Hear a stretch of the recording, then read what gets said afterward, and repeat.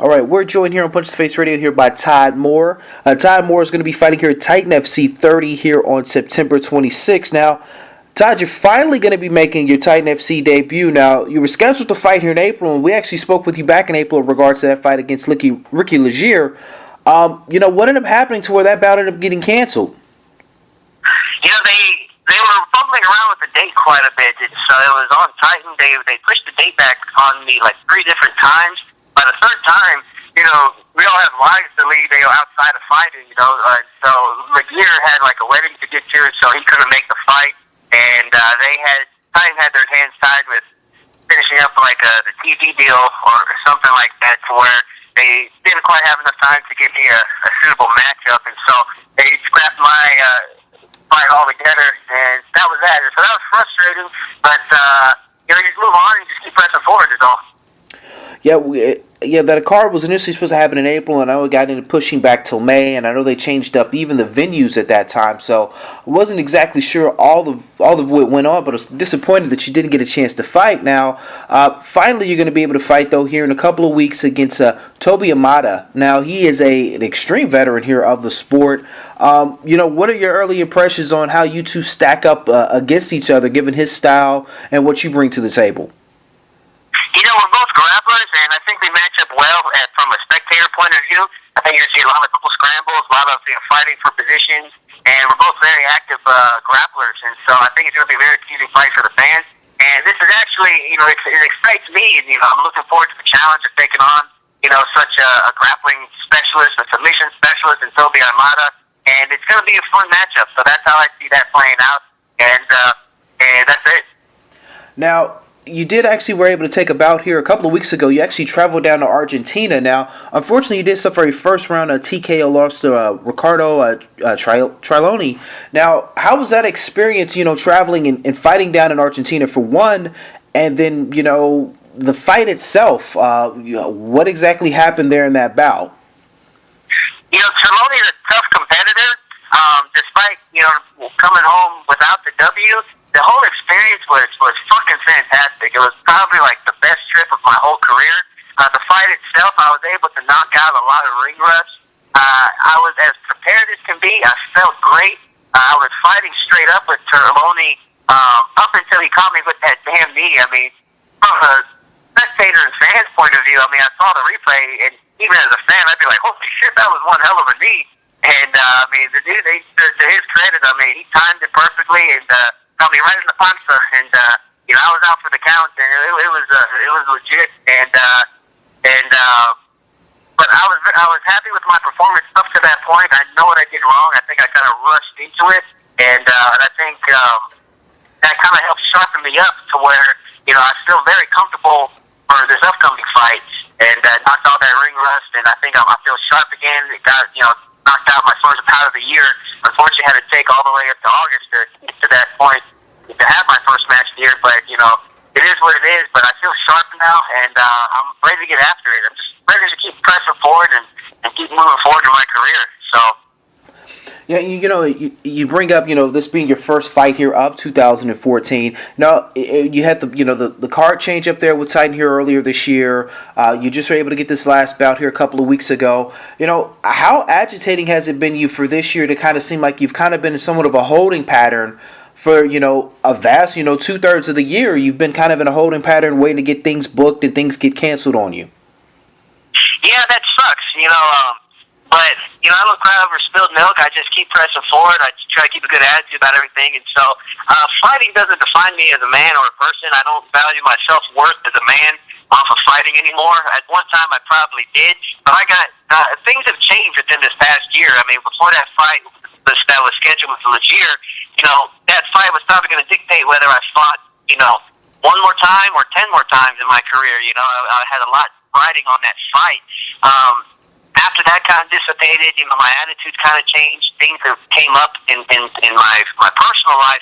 I'm focusing a lot on school and trying to finish up my degree in education and staying busy with that. Also been picking up triathlons since, I still have that competitive desire, something to satisfy it. And so, fights, I was like, fuck it. I'm not going to sit and wait on fights and let fights dictate, how I feel as a person. And so I I went off and found something else to kind of satisfy that competitive needs.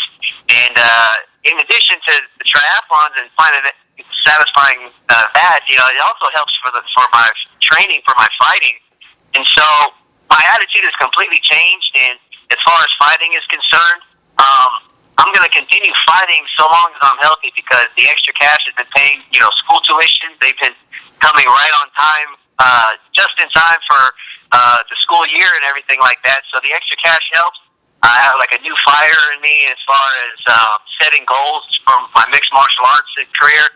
Not only mixed martial arts career, but just general physical goals in general, you know, in mixed martial arts. And so I've kind of like lit like a whole new fire of motivation under me since that Legier fallout. You know what I mean? So it's been it was kind of like I don't want to say blessing in disguise, but things have certainly changed as far as perspective for me since that fight that fell through in April. Now, by the sounds of it, you know, you've kind of taken a different mental approach towards fighting. Now, with you doing the triathlons, and, you know, you're now getting back into MMA training here, preparing for this fight here in a couple of weeks, is your physical mindset also changing in regards to how you're going about training and far as, you know, time goes, with you're now trying to balance that and school? Is that even changing and altering a little bit here this time around? Yeah, everything is completely changed. I'm a completely different person. I dropped weight classes because not only was I training more, but I was also eating a lot better. So mentally and physically, I just feel in a better place.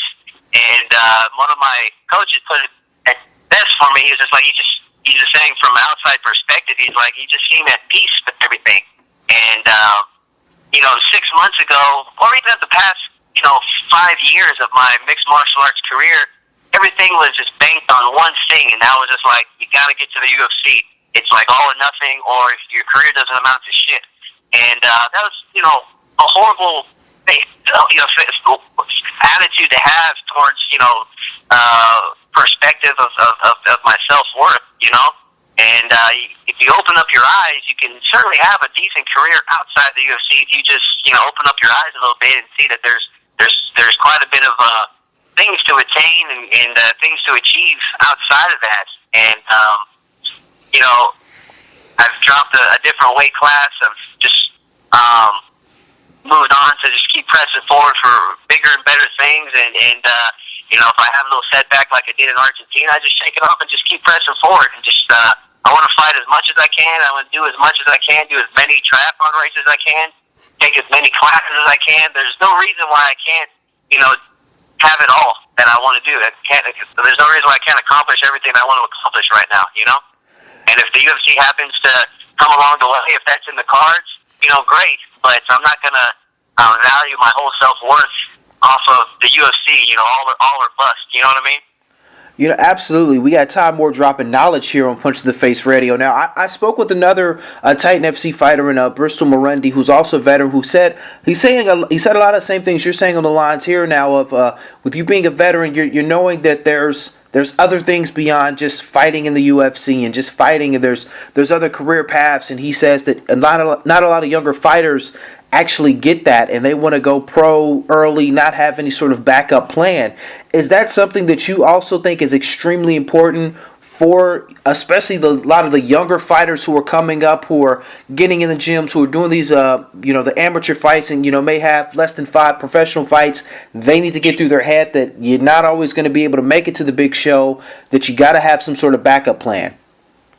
You got to be realistic. I don't want to sit here and say, like, you know, don't invest everything that you can into your dreams, but you got to be realistic. You know, it's just, you know, living off of your mom and dad and living in the damn basement, and you know, your dad's like, hey son, you gonna go to work today? And you're like, I am going to work, Dad. I'm going to the gym. That's work, damn it. You know, I mean, and you're making like $300 a fight, and you're considering like, oh, I'm living the life of a fighter. That's not very realistic, and that's not going to last you very long.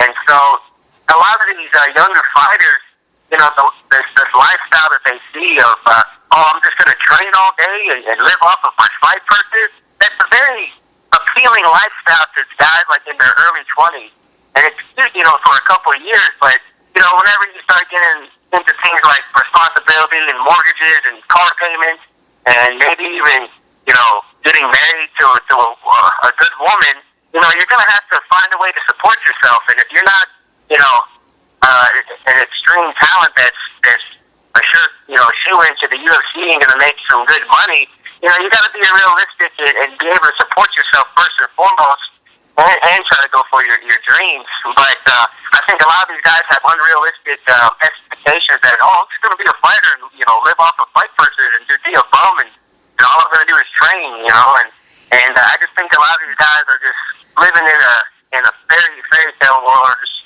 unrealistic world, you know what I mean? And so, like you're saying, you say call it a backup plan, but I just say, be able to take care of yourself and have some realistic goals, Absolutely, absolutely. Well, Todd, I know you have sponsors who are helping you out, getting everything together here for this fight here on September 26th. Give a shout out to all the sponsors helping you put things together right about now. There's a guy named Vinny Vincent here in the Houston mixed martial arts community. This guy does a lot of cool things, not only for myself, but he's sponsored many fighters, helped out many schools with donations, and he does it real quietly. He doesn't expect you to give him the shout out or hey, can you put this on me? If he's got some extra cash, hey, he'll extend that olive branch to you, and he does so without expecting anything return. And that's the type of character of a sponsor that a guy that's just he's beyond a sponsor. He's a guy that's really trying to help out the mixed martial arts community. So Vinny Vincent, I'd much like just to point him out and give him a little bit of credit where it's due, that he helps out a lot of the fighters and schools in the Houston mixed martial arts scene, and he's got a business called Vinny Vincent Real Estate. So just a shout out to him is what I'd like to say. Thank you too. Right on. And Todd, where can fans keep up to tabs on what's going on with you? Social media, Twitter, Facebook, website, anything like that? Yeah, my Twitter is at TMooreMMA, and then my website, toddbjj.com. Simple as that.